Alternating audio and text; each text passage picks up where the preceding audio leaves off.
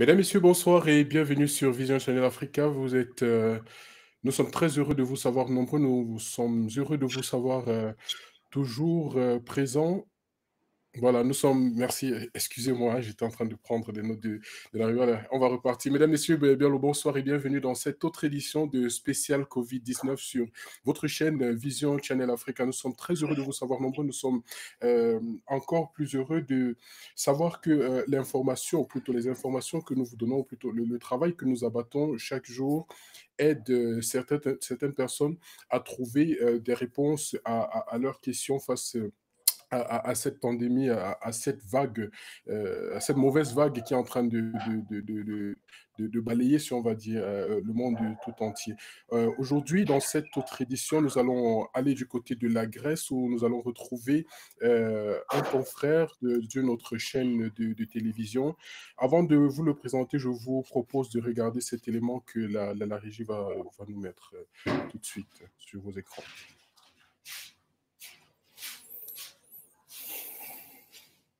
Working. It is not working. It's a big problem, يعني Moria. Thank you. Okay. Thank you.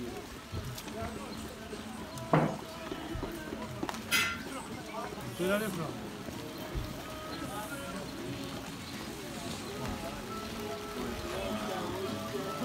Jumba, Rwanda.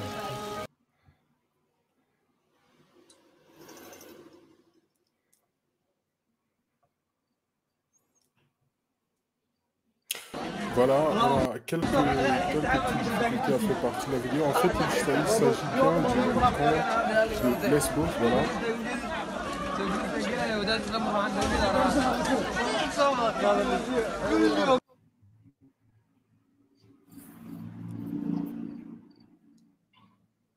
Voilà, quelques soucis à faire partir la vidéo, mais il s'agit bien du camp de réfugiés de Lesbos. On est en Grèce, c'est le plus grand camp des réfugiés ici en Europe. Et il semblerait que ce camp, justement, soit grand parce que, pour la simple raison que les migrants passés par la Libye est plus, surtout ceux qui viennent de l'Afrique subsaharienne, est plus dangereux parce qu'en Libye, il semblerait que ce soit vraiment, vraiment euh, un autre type d'enfer, parce que même ceux qui sont à Lesbos disent qu'ils vivent un enfer. Pour en parler ce soir, nous avons invité un confrère, il s'appelle Mortaza Beboudi, il est du côté de la Grèce. En ce moment, il est le correspondant de Arte. Mortaza, bonsoir. Bonsoir. Voilà, comment vous allez ce soir? Merci de m'avoir invité. C'est comme vous disiez, comme vous avez vu sur les images, c'est la situation s'aggrave tous les jours ici à Lesbos, sur l'île grecque de Lesbos, qu'on a juste à côté de la Turquie. Donc les migrants qui arrivent tous les jours. Le camp surpeuplé de Moria ici est devenu un bidonville de plus de 19 000 de personnes réfugiées qui sont en situation sanitaire catastrophique en ce moment avec l'arrivée du Covid-19. Et voilà, c'est un camp qui avait été à l'origine construit pour un maximum de 2200 personnes. De là à retrouver 19 000 personnes, il y a de quoi s'inquiéter. Est-ce que les conditions de vie là-bas permettent effectivement déjà aux autorités, au HCR et tout, de prendre en compte les problèmes de chaque personne? Déjà, voilà, le camp a été créé il y a 5 ans pour 2200 personnes, comme vous avez dit. Et aujourd'hui, il y a plus de 19 000 personnes dans ce camp surpeuplé. La condition est terrible. Ils sont laissés à eux-mêmes, ils sont abandonnés par tout le monde. Donc, il n'y a plus d'ONG parce qu'ils sont confinés de force dans ce camp. Ils ne peuvent plus sortir, ils ne peuvent plus, les ONG, les bénévoles, les acteurs humanitaires ne peuvent plus rentrer dans ce camp. Donc, ils sont abandonnés. Il n'y a pas de produits hygiéniques, il n'y a pas de savon pour laver, il n'y a pas de l'eau pendant la nuit, il n'y a pas de médecin pendant la nuit et week-end. Les médecins, ils travaillent de 8 heures jusqu'à 16 heures. Donc, c'est terrible, cette situation ici. Donc, ils sont laissés à eux-mêmes, ces réfugiés. Donc, on parle tous les jours aujourd'hui dans chaque pays, partout, que oui, il faut protéger, il faut rester chez nous à la maison, mais ici, ça marche pas. C'est carrément impossible.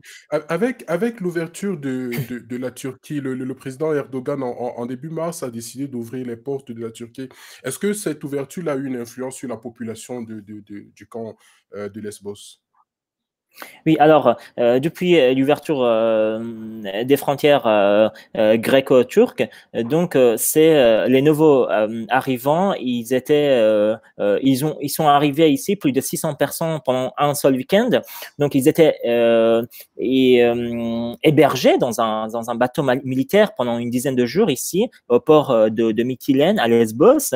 Puis après, ils étaient renvoyés, ils étaient transférés dans le nord d'Athènes, dans un camp. Aujourd'hui, on voit qu'il y a plus de 20 cas confirmés de coronavirus. Donc, ils sont séparés des migrants qui sont déjà là, dans le camp de Moria, déjà, de ne pas les mélanger. Mais tous les jours, il arrive, même les frontières sont fermées depuis la décision de président Erdogan.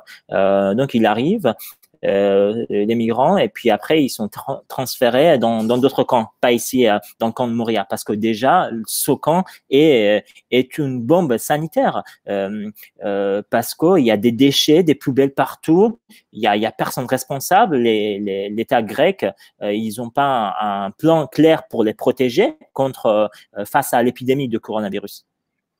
Voilà, il faut dire que le camp dans lequel vous trouvez, vous travaillez, à l'origine, comme je l'ai dit tantôt, était fait pour 2200 personnes. Aujourd'hui, on a 19 000 personnes. Et dans un reportage de notre chaîne, il semblerait qu'à Lesbos, il y ait 1000 enfants, au moins un millier d'enfants non accompagnés. 1600. Et plus de 7000 enfants. 1600 enfants non accompagnés et 7000 mineurs. Environ. Oui, donc tout à fait, il y a plus de 19 000 personnes réfugiées, dont 40% sont des mineurs. Et puis après, en plus, on a beaucoup de mineurs non accompagnés. Donc, on a eu la décision de certains pays de l'Union européenne, comme dont la France et l'Allemagne, qui ont promis de protéger ces mineurs, mais pour l'instant rien qui bouge ici.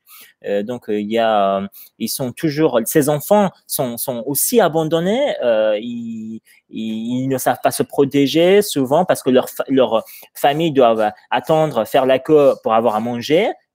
Qu'elle mangeait, parce que ces repas qu'ils reçoivent, ils sont tous expirés. Donc, ces enfants, ils jouent avec des poubelles, dans la crasse. Donc, c'est très, très dangereux pour leur santé. Voilà, à l'image, à l'écran, à l'instant, on est en train de voir un paquet. Et c'est justement une vidéo que vous nous avez envoyée.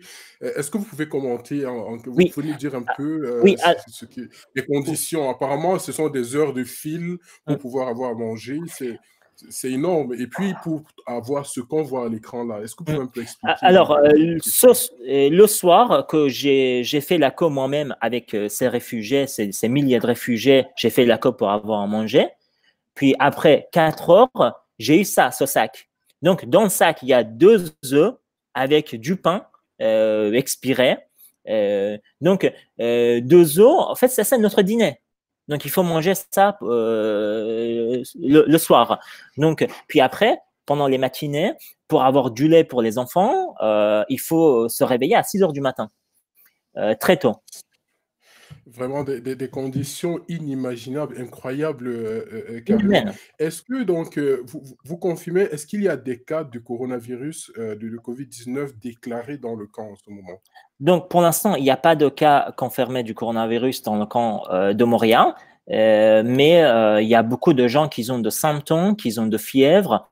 Donc, les médecins, j'ai parlé avec des médecins ici, comme dans les Médecins sans frontières. Donc, ils ont créé 2 zones ici, devant le camp de Moria. Donc, une zone pour les gens qui ont de fièvre et symptômes, qui sont des signes aussi du coronavirus, bien sûr. Et d'autre côté, c'est pour d'autres patients normaux. Ils reçoivent tous les jours plus de centaines de patients. Donc, pour l'instant, il n'y a pas de cas confirmés, mais il y a beaucoup de malades graves, dont plus de 120 enfants qui ont des maladies graves, qui doivent être évacués immédiatement. Mais pour l'instant, ils attendent toujours. Voilà. Est-ce qu'il y a un système de contrôle qui permettrait d'éviter que d'autres personnes, en ce moment où on demande à tous à tout le monde de rester chez soi, est-ce que quand les nouveaux migrants arrivent, il y a une barrière et on les empêche d'entrer dans le camp de Montréal? Donc pour l'instant, ils sont séparés. C'est les nouveaux arrivants qui arrivent à Lesbos. Donc ils sont séparés. Ils seront transférés dans d'autres camps, pas ici à Montréal. Mais en fait, le confinement forcé, ça ne marche pas dans le camp de Montréal parce il y a les gestes barrières, les distances, ça ne marche pas parce qu'ils doivent attendre. Vous avez vu les files d'attente. Donc ils sont tous entassés. Ils dorment comme des sardines. Revenons un peu sur la vidéo. Je vais demander à la régie de relancer la vidéo là, de 15 secondes, l'élément de 15 secondes de tout à l'heure. Ça fait 3 heures. Donc, vous avez vu sur cette vidéo, c'est beaucoup des milliers. Ces 19 000 réfugiés, ils attendent pour avoir à manger comme ça. Ils sont entassés, vous voyez? Ils sont serrés ils font de la queue pour avoir à manger 3 fois par jour. Et là, c'est une promiscuité indéniable, sachant que en même temps, il n'y a pas de latrines pour tout le monde, il n'y a pas des sanitaires pour tout le monde, la santé non plus n'est assurée. Ça veut dire que tout simplement, il existe un risque assez grand si jamais le Covid-19 réussissait à se frayer un chemin jusqu'à ce camp-là. Oui, ça va être une bombe sanitaire ici. Donc, la seule solution, comme des dizaines d'acteurs humanitaires, comme des médecins, ils sont en train d'alerter la situation. La seule solution, c'est évacuer ce camp surpeuplé de Moria, qui est devenu un bidonville.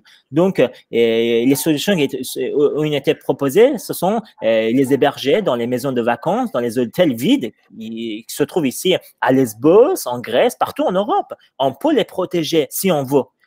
Il faut une décision politique par les pays européens. Donc, la Grèce n'est pas seule responsable. Donc, c'est pour ça qu'aujourd'hui, même les habitants de cette île de Lesbos, ils disaient, en fait, on accueille les migrants depuis 2015. Donc, aujourd'hui, on a besoin de soutien d'autres pays européens. Donc, ils ne peuvent pas les protéger tout seuls, la Grèce. OK. Et quelles sont les nationalités qu'on retrouve le plus là-bas? Donc, la majorité, ce sont des Syriens, d'Afghans, de Somalie, du Congo. On a aussi des Irakiens, bien sûr. Donc, il y a plusieurs nationalités ici. Donc, on voit ça en Syrie. Il y a du conflit tous les jours. En Afghanistan, on a aussi en Afrique. Donc, il faut pas laisser ces réfugiés à eux-mêmes. Il faut les protéger. Aujourd'hui, on part parce ce sont des personnes vulnérables, ce sont des personnes âgées, ce sont des mineurs qui ont fui la guerre, qui ont dû quitter leur pays à cause de la persécution. Donc, il faut pas laisser à eux-mêmes parce que ces pays, ils ont signé la Convention de Genève de 1951 des personnes réfugiées. Donc, il faut pas violer les articles. Ça, c'est contre la situation dans le camp de Moria aujourd'hui, c'est pas moi j'imaginais même pas de voir cette situation ici en Europe dans ce camp. Il faut dire que même les personnes qui ont été interrogées, notamment des Maliens que j'ai vus lors de la préparation de cette émission, qui disaient pour eux, ils auraient préféré rester mourir chez eux parce que là, ils fuyaient une certaine guerre, notamment dans le nord du Mali, mais se retrouver dans une situation comme celle-ci, où même leur dignité se trouve carrément foulée du pied, devoir partager une pièce à 30. Faut dire que ce sont des conditions qui décourageraient plus d'une personne de toutes les façons. Bien sûr. Moi, j'ai vu le camp de réfugiés dans la région de Difa, au Niger, à la frontière nigériane. Ce camp, aujourd'hui, plus de 120 000 personnes réfugiées dans ce camp et des déplacés internes. Mais ici, quand j'ai vu les situations là-bas, dans ce camp au Niger, à la frontière nigériane, qui frappe tous les jours Boko Haram, mais quand je vois la situation ici dans le camp de Moria, je vois ça, c'est pareil, parce que là-bas, il n'y a pas d'eau, ici, il n'y a pas d'eau. Donc, ici, on est en Europe, quand même. Impensable en Europe, dans tous les cas, parce que justement, il y a une promiscuité qui est indéniable sur les lieux. Et j'ai vu des gens, des enfants qui jouaient à côté des scènes d'autres personnes, il y avait des rigoles encombrées de déchets. Donc, vraiment, c'est la vie. On côtoie les déchets tous les jours. Ça veut dire, comme vous l'avez dit tantôt, c'est une grosse bombe sanitaire. Et si on imagine une situation comme celle-là, avec l'éventuelle arrivée du Covid-19, il faudrait dire que ce serait carrément une catastrophe humaine de ce côté-là. Voilà, 19 000 personnes qui sont confinées comme ça, parmi lesquelles 7 000, vous avez dit 7 600 mineurs environ, et pensant que 40% de ces enfants ont moins de 12 ans, je pense que il serait temps que les Non, autorités non, de c'est tous moins les de 10 ans, côtés, c'est hein, 1500. Oui, juste 1500, ok, pour noter, oui, oui, 1500 personnes sont moins de 12 ans, oui. Mais plus moins de de 12 ans, 40% sont d'enfants. ah, justement, ouais, ce sont les données exactement que j'ai pu recueillir. Mais il faut dire que il faudrait que les autorités de tous les, je veux dire, les autorités européennes, autant que les autorités de tous les pays d'origine de ces personnes-là puissent enfin prendre leurs responsabilités en main, parce que ces personnes-là sont bien originaires de certains pays. Et puis arriver en Europe avec des promesses de prise en charge qui ne sont pas tenues, euh, franchement, ce serait dangereux même, très dangereux que Oui. le Covid-19 arrive là. Mais est-ce que, je vous ai demandé tout à l'heure, une barrière physique ou plutôt, j'imagine que là où elles sont confinées, ces personnes-là, elles ne peuvent pas sortir. Est-ce que les autorités donc prennent des mesures exactes pour que d'autres personnes n'entrent pas dans le camp, éventuellement avec d'autres Donc, maladies, en dehors déjà, les responsables du camp, les médecins, les polices du camp, ils habitent en ville. Ils font aller-retour tous les jours. Donc, on a toujours un risque de transférer le virus par ces autorités du camp. Donc, il y a toujours un risque. Donc, c'est pour ça que la seule solution, c'est l'évacuation du camp. Donc, ils disent, OK, on va enfermer ces réfugiés de force ici dans le camp. On va pas laisser les ONG de rentrer ni sortir les réfugiés. Mais en fait, eux-mêmes, ils font aller-retour tous les jours depuis la ville de Lesbos, la ville de Mytilène ici au centre-ville, pour aller dans le camp. Et en même temps, tous les jours, ils font aller-retour. Donc, il y a toujours un risque de transférer le virus. Ah, ok. On va rappeler à tous ceux qui nous rejoignent à l'instant, nous vous remercions d'être là, nous vous prions de partager massivement cette vidéo. Nous sommes aujourd'hui en train d'analyser un peu la situation dans le camp de Lesbos avec ce journaliste qui vit de ce côté-là, notre ami Mortaza qui est là, qui nous donne son avis en fait sur le camp. Voilà, on va dire bonsoir à son Altesse Tchali, j'espère qu'il va mieux, c'est un autre collègue. Il dit bonsoir et bon courage à vous. Merci bien, son Altesse. Nous sommes très heureux de vous savoir à notre écoute.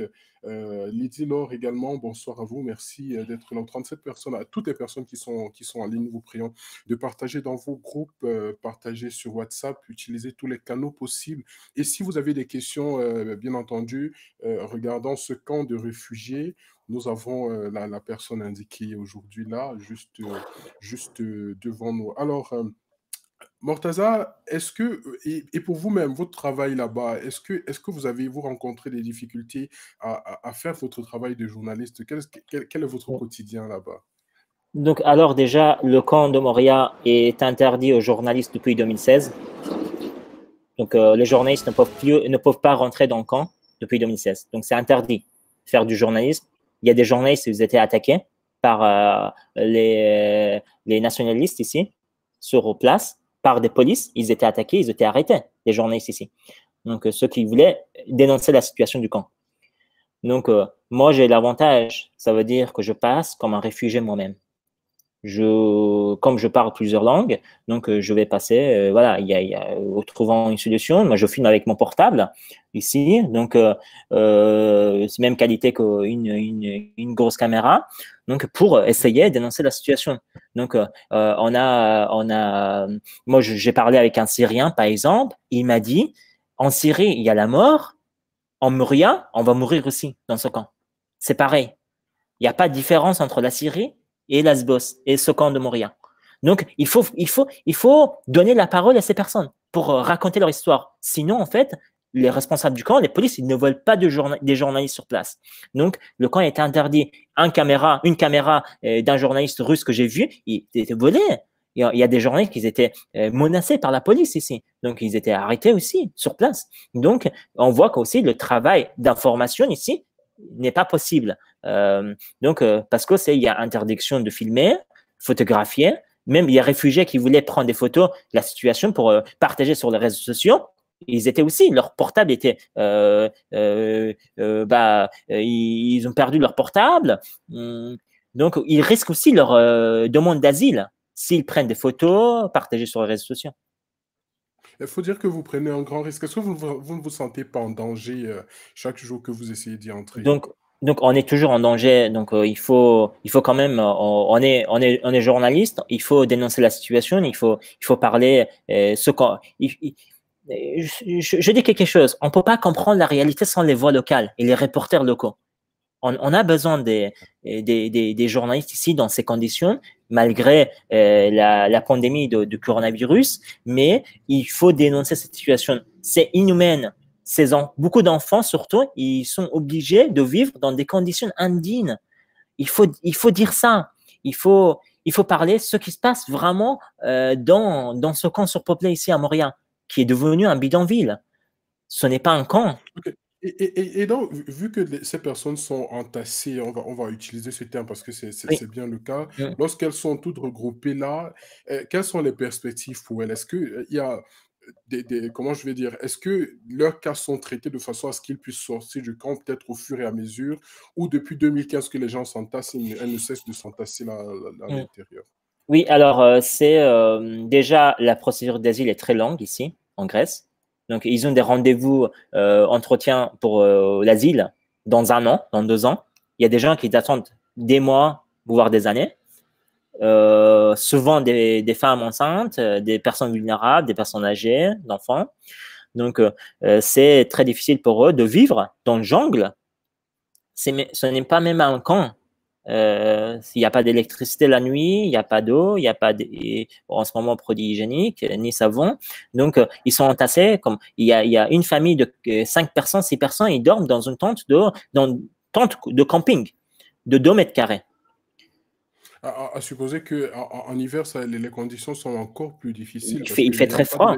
d'électricité, se Oui. chauffer devient carrément impossible. Et puis, en utilisant ce matériau provisoire, en allumant un feu, on court aussi le risque d'incendie. Il faut aussi dire que ce ne sont pas les seuls risques qu'il y a là-bas. Il y a notamment les montées de violence. Il doit y avoir des camps qui se forment là, des personnes qui se défendent. Il doit y avoir du vol, il doit y avoir Mhm. Il y a des comment, violences. des violences, justement. Et on a vu aussi la police, des images de la police qui tirait sur des personnes. Est-ce que Mhm. vous pouvez nous en dire plus? Oui, alors, on a vu ça, les images terribles qu'ils ont tirées à balles réelles. Donc, c'est pour empêcher les migrants. Donc, on a eu avant-hier, il y a eu une manifestation à l'intérieur du camp. En seulement 24 heures, on a eu 3 blessés, un mort dans le camp de Moria. Il y a 2 Trois jours, blessés, un mort.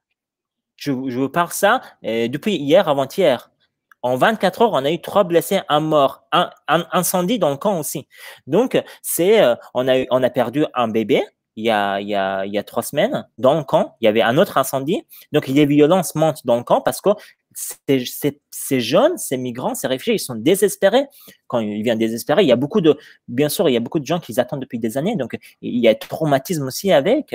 Donc, c'est très difficile pour eux. Il y a aussi des violences parce qu'il y a des gens qui pensent que oui, si on fait les bagarres, on va être transféré dans les grandes villes ou Athènes. Mais non, ce n'est pas possible. Ça ne marche pas parce que il n'y a pas un plan clair par l'État grec et que les d'autres pays européens ne veulent pas. Ils ne veulent pas accueillir des réfugiés. Voilà. Mesdames, Messieurs, nous vous rappelons que nous sommes en direct avec notre ami Mortaza Beboudi qui est en Grèce dans le camp qui travaille aussi parfois dans le camp de Lesbos, qui est le plus grand camp de réfugiés ici en Europe. si nous insistons un peu, hein, sur la description, en fait, c'est pour vous donner une image, c'est pour que vous fassiez une image de ce qui se passe effectivement dans ce camp. Parce que parfois, on entend camp de réfugiés, on imagine que ce serait un endroit où 20, 30, 40 personnes seraient regroupées. Mais là, on vous parle de 19 000 personnes qui sont dans un camp et qui ne sont pas, qui vivent en dessous même de la dignité humaine parce que ils côtoient chaque jour leurs ordures, ils côtoient chaque jour leurs déchets. Et ce n'est pas, disons que c'est un bidonville, comme le dit comme le dit si bien notre ami Mortaza, c'est une bombe humaine. Et quand on imagine que en ce moment, chacun est censé rester chez lui, on imagine qu'un seul instant, avec sa rapidité de transmission, si jamais un cas de coronavirus est détecté dans le camp, les moyens mis en jeu pour lutter ne seraient pas suffisants parce que déjà insuffisants en ce moment. Il est à noter, comme vous l'avez dit tantôt, Mortaza, que déjà, les personnes qui résident déjà, qui sont déjà là-bas, n'arrivent pas à profiter de soins, à bénéficier de soins de santé de qualité, vous l'avez dit tantôt. Yeah. Et maintenant, lorsque les femmes, par exemple, sont enceintes là-bas, comment ça se passe exactement? Donc, on a eu des accouchements dans le camp, ici. Donc, il y a des maladies graves dans le camp. Quand les malades, ils attendent voir un médecin dans la journée, 4 heures à 5 heures. Et si ils arrivent voir un médecin, finalement, ils disent quoi? Ils disent, OK, bah, boire de l'eau. Ils donnent des médicaments très, très basiques comme des paracétamol, comme de Profine. C'est tout. Et donc, en fait, ils peuvent pas travailler correctement, soigner ces personnes parce que il y en a trop. Il y a très, très peu de médecins. Il y a une dizaine. Le camp de Moria, il ne compte qu'une dizaine de médecins et infirmières. Ça, c'est juste terrible. Alors, il y a Flore qui nous dit bonsoir. On va prendre cette question. Flore Moriane qui dit bonsoir à toute l'équipe. Bonsoir à vous, Flore. Il y a également cette question, je crois que vous y avez déjà répondu tout à l'heure, cette question de Marcelin depuis la Belgique qui demande, voilà, les pays d'origine de ces réfugiés. Vous allez sans doute vous répéter parce que vous avez déjà Oui, répondu tout à alors l'heure. oui, c'est majorité, ce sont de Syrie, d'Afghanistan, de Somalie, du Congo. Encore, on a eu de Guinée, on a d'Irak, on a aussi des pays comme anglophones, on a aussi ici, surtout la plupart des pays africains. Donc, on a de Ghana.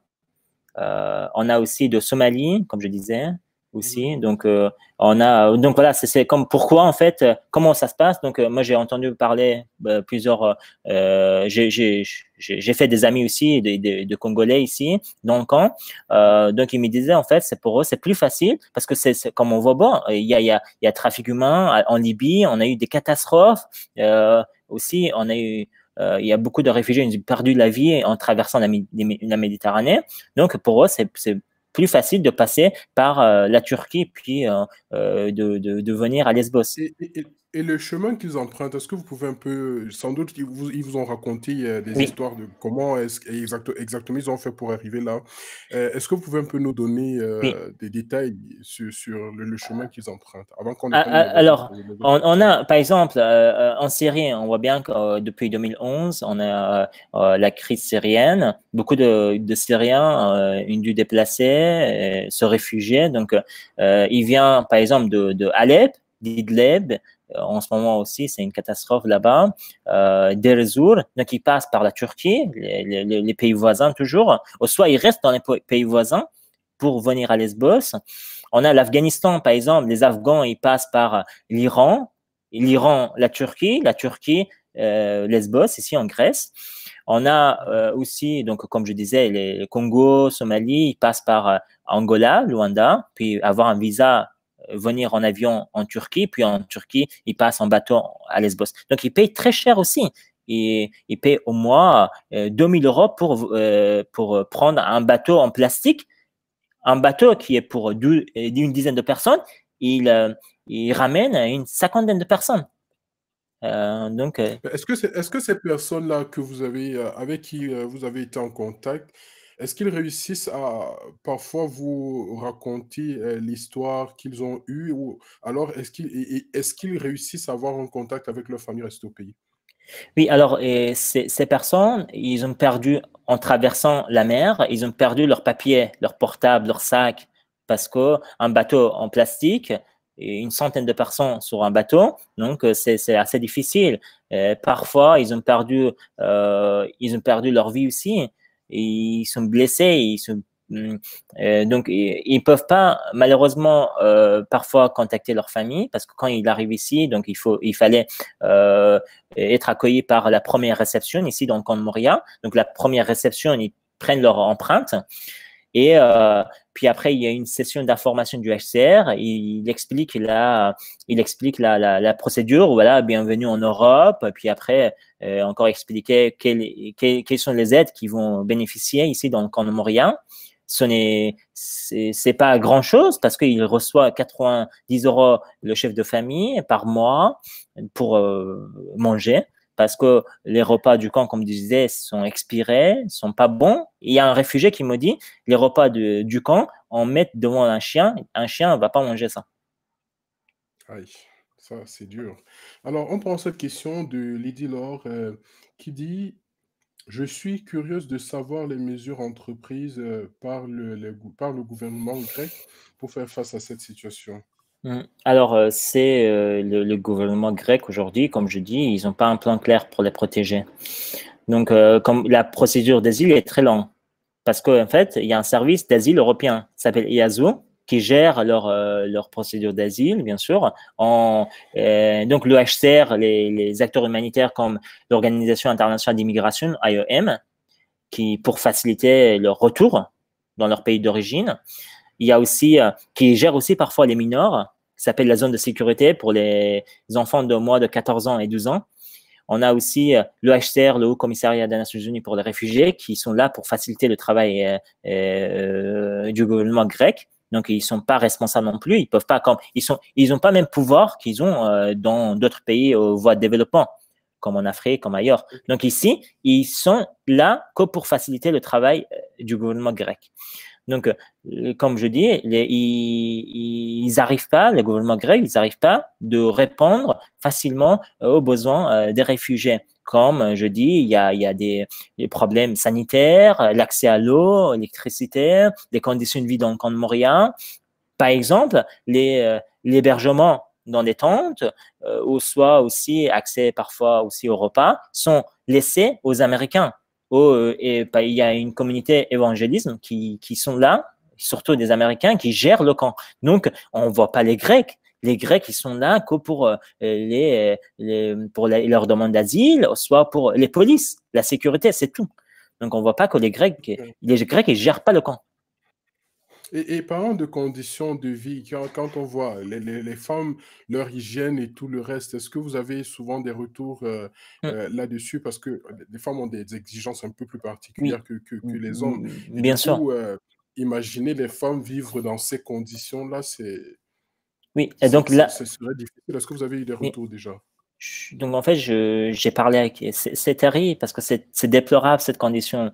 Il y avait des femmes seules. On a eu des violences sexuelles dans les camps. Donc il y a des attaques dans des tentes. Les femmes seules, ils ont été violées dans leur tente. Donc il y a des violences dans le camp. On a une section pour les femmes seules qui ont des maladies, qui arrivaient tout seuls, ils ont subi la violence, qui sont là, il y a le traumatisme aussi. Donc, c'est très difficile pour ces femmes. Parfois aussi, ils sont des mineurs aussi. Donc, c'est très difficile pour eux de garder le moral avec cette condition aujourd'hui. Attendre la procédure. Il y a une femme qui me disait, c'est attendre nous tout. Voilà. On assiste tout de même à des naissances dans le camp. Est-ce que, comment je vais appeler ça? Est-ce qu'il y a des mesures qui sont prises, par exemple, pour les hommes qui arrivent là avec leurs femmes, pour des mesures de contraception, par exemple, ou bien Oui. c'est... Alors, moi, je dis C'est quelque chose. 160 morts, Oui, etc. je dis une chose parce que c'est aujourd'hui, s'il y a un cas urgent médical, ambulance, il arrive après 1 heure, 30 minutes, même plus. S'il y a des malades graves, la nuit, il n'y a pas de médecin dans le camp, comme des accouchements. Donc, on voit bien qu'en fait, c'est terrible cette situation. Parce qu'en fait, ils sont informés très, très tard. Regardons un peu cet élément. Donc, vous voyez sur ces vidéos, il y a, sur l'affiche, ça s'écrit debout ensemble contre coronavirus. Mais comment c'est possible? Une affiche ne suffit pas. Quand il n'y a pas d'eau, il n'y a pas de produits hygiéniques, quand il n'y a pas d'accès à l'électricité. Donc, vous voyez, il y a beaucoup de gens qui attendent pour avoir à manger. Ils sont entassés. Donc, ce n'est pas possible. Ils collent une affiche dans le camp pour dire quoi? Pour dire, OK, protégez-vous, n'ayez pas peur du coronavirus. Comment ça? Avoir à manger. Donc, on fait la queue ici pour le repas du soir. Donc, on vient de finir la queue pour manger. Donc, on va voir qu'est-ce qu'il nous a mis dans notre plastique. Alors, voilà, c'est notre plastique. Donc, il nous a mis 2 pains, vous voyez, avec 2 œufs. Voilà, 1 et 2. Donc ils sont comme ça. Et il n'y a pas d'autre chose. Imaginez un dîner comme Vous voyez, celui-là. ça c'est notre dîner ce soir. C'est notre dîner, oui. Voilà. C'est vraiment difficile d'imaginer que voilà, ces personnes ont ça au quotidien. Après 4 heures de queue, 4 heures de queue pour avoir... Ça, c'est notre... voilà, on mange ça. Disons que c'est mieux que rien. Voilà. Si maintenant, est-ce que vous avez déjà eu des cas de retour, par exemple, des autorités d'un pays d'origine de ces réfugiés-là qui enverraient chercher leurs ressortissants? Non, pas du tout. On n'a eu personne. On a eu, par exemple, le début, quand il y avait arrivé des migrants au début mars, après l'ouverture des frontières, il y avait le président de la Commission européenne. Il est venu en avion, en hélicoptère pour visiter les frontières. Vous voyez ça? Donc, même, il y en a, la Commission européenne, le Parlement européen, donc ils font leur visite comme ça. Donc, on n'a pas eu des visites officielles par les dirigeants des pays des réfugiés, pas du tout. Donc, on n'a eu personne ici. Donc, là, ils sont, comme je dis, ils sont abandonnés en ce moment. Ils sont laissés à eux-mêmes. Voilà.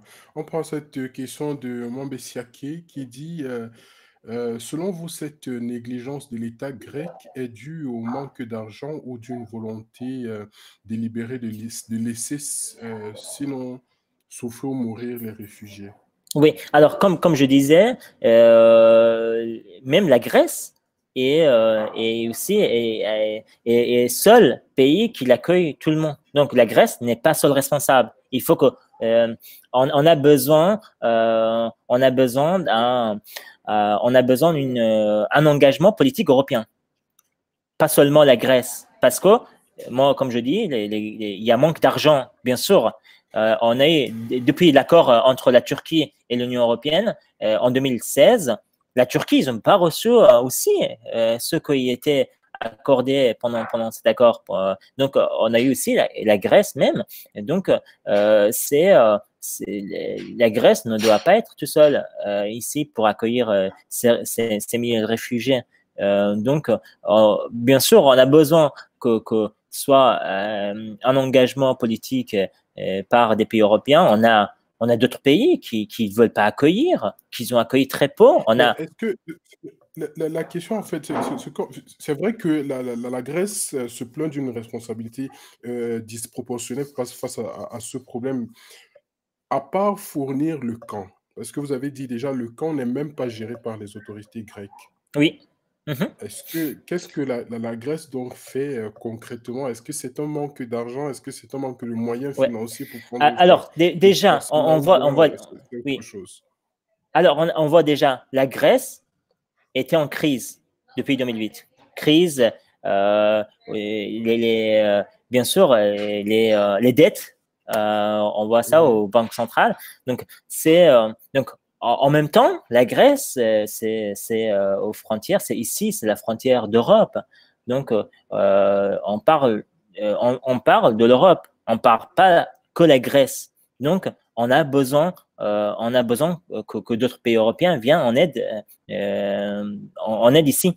Donc, c'est pratiquement le même signal d'alarme, hein, qui était lancé aussi par l'Italie, parce que justement, dans le sud de l'Italie, sur l'île de Lampedusa, on assiste, il y a des camps de réfugiés aussi de ce côté-là.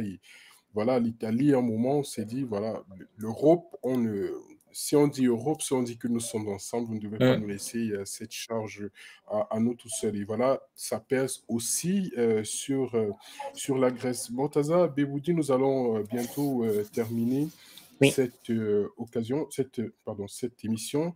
C'est que je suis en train de lire le commentaire là qui arrive à l'instant de Mambessia qui dit l'Italie a eu ce même problème et certaines personnes pointaient du doigt des détournements massifs de fonds alloués par l'UE. Selon vous, ce manque d'argent est dû à un détournement de fonds de l'Union européenne? Alors moi, je ne peux pas commenter ça parce que il faut demander des experts. Moi, j'ai vu, comme je parle de la situation, ce qui se passe ici dans le camp de Moria. Voilà, c'est quelque chose que c'est au niveau de l'Union européenne. Comme je disais, on a eu des visites du président du Parlement européen en hélicoptère, même pas ici visiter le camp. Donc on voit qu'en fait, ils ne veulent pas s'approcher à ces réfugiés. Ils ne veulent ôter à cette réalité-là. Oui, voilà. Ils veulent fermer comme la France. Et le président Emmanuel Macron a tweeté que oui, on vient en aide pour protéger nos frontières ici en Grèce. Donc, c'est plutôt les frontières qu'on protège. Voilà. C'est une situation vraiment déplorable, hein. On va, très chers followers, très chers téléspectateurs, nous allons bientôt arriver au terme de cette émission. Merci pour votre participation, merci pour votre fidélité, merci également pour les partages, merci à tous ceux qui ont intervenu lors de cette émission. Alors, on va terminer. Est-ce que vous avez un mot pour la fin, Morteza? Oui, alors je demande à tout le monde, on peut faire quelque chose ensemble aujourd'hui en partageant seulement un message, dénoncer la situation, pour parler à quelqu'un, à nos voisins, pour dire, parce qu'il faut s'exprimer. Ces personnes réfugiées, ce que nous, on essaie de faire, de donner la parole, qu'ils puissent raconter leur histoire, parce que l'immigration est toujours existé, est toujours là. Ce que nous, on a aujourd'hui, c'est les humains. Il ne faut pas les abandonner, il faut les protéger. Et que nous, tous ensemble, on peut réussir. Ok. Alors, on va prendre cette dernière question, hein, qui dit, c'est Lydie Laure qui dit, en tant que journaliste, est-ce que vous avez déjà essayé d'avoir un entretien avec les dirigeants des grandes organisations, notamment l'Union européenne, le HCR et autres, parce qu'il serait important d'avoir leur avis sur la question? Oui, alors j'essayais de parler avec plusieurs personnes ici. On a eu aussi, moi j'étais pendant le forum des Nations Unies pour les réfugiés, forum mondial pour les réfugiés à Genève, décembre dernier. J'étais à Genève, donc où il y avait le président Erdogan, où il y avait aussi le premier ministre pakistanais qui accueille aujourd'hui 1,5 million de réfugiés dans leur pays. Donc, on a eu des questions par rapport à ça. Donc, ces pays, ils l'accueillent déjà. Donc, moi, j'ai eu un entretien en 2015 avec le Premier ministre canadien, Justin Trudeau. J'ai demandé, oui, pourquoi le Canada, donc le Canada accueille quand même des personnes réfugiées, a besoin, comme le Premier ministre a dit, qu'on a besoin des réfugiés. Il nous faut une diversité dans notre pays, mais en fait, ils sont loin. Le Canada est très loin, donc personne ne peut aller là-bas. Donc, ce pays vient chercher. Donc, bien sûr, on a besoin d'un engagement comme le Canada. On a besoin que d'autres pays prennent même procédure, donc viennent chercher les migrants ici, d'accorder l'asile, parce qu'ils ne sont pas seulement des réfugiés, ils ont beaucoup de talent. Ok. Donc, ça veut dire que, bien entendu, on retrouve des personnes qualifiées, des personnes qui pourraient Bien sûr, là, faire des travaux vraiment importants aussi dans des structures. Donc, bien sûr, on voit ça aujourd'hui en Allemagne, en Italie, en Espagne, en France. Il y a beaucoup de réfugiés qui ont créé des entreprises, ils ont employé des Français, des Italiens, des Espagnols, d'autres. Donc, ils ont créé leur propre entreprise. Donc, il faut donner une chance à ces personnes. C'est une réalité, hein, parce que je me souviens de notre toute première édition de Focus, c'était à la coopérative Baricama, c'était ici en Italie, dans la périphérie de Rome, où nous avons rencontré des immigrés africains qui s'y retrouvaient et qui s'étaient lancés dans l'agribusiness. Donc, c'est ce que vous dites, effectivement, on retrouve des personnes pétries de talent, mais qui malheureusement se retrouvent au mauvais endroit et au mauvais moment et qui n'arrivent pas à mettre à profit ces talents-là. Nous allons terminer. Voilà, Lydie Laure qui dit merci pour la réponse. On vous remercie également. Nous allons terminer cet entretien. Merci bien. Et ce que je puis vous dire, c'est que vous pouvez compter sur nous, de Vision Channel Africa, lorsque vous faites ces vidéos-là et tout, si vous écrivez un papier, si vous faites n'importe quoi et que vous avez besoin de vulgariser, vous pouvez passer par notre canal. Nous sommes là, nous gardons le contact et éventuellement, en cas de besoin, nous serons là pour aider à créer de l'éveil autour de tout cela. Mesdames et messieurs, merci beaucoup pour votre bien aimable attention. Merci de rester des nôtres, rester câblés, connectés sur Vision Channel Africa. Nous allons vous communiquer dans les prochains jours, dans les prochaines heures, le prochain entretien qui sera déjà demain. Voilà, vous le voyez à l'écran, le thème. Demain, ce sera un débat. Le confinement total des pays africains est-il possible? On va voir le cas du Cameroun. On aura comme vous le voyez à l'écran, Marie-Noël Niba, qui sera des nôtres. Nous aurons Jean-Bruno Tagneux, qui est journaliste et auteur, et le docteur Aubin Nino Baliba, qui est médecin de santé publique et auteur. Merci pour votre bien aimable attention. Comme on ne cessera jamais de le dire assez jusqu'à la fin, bien entendu, de cette pandémie. Stay safe, stay home et restez câblés, connectés sur Vision Channel Africa. Au revoir.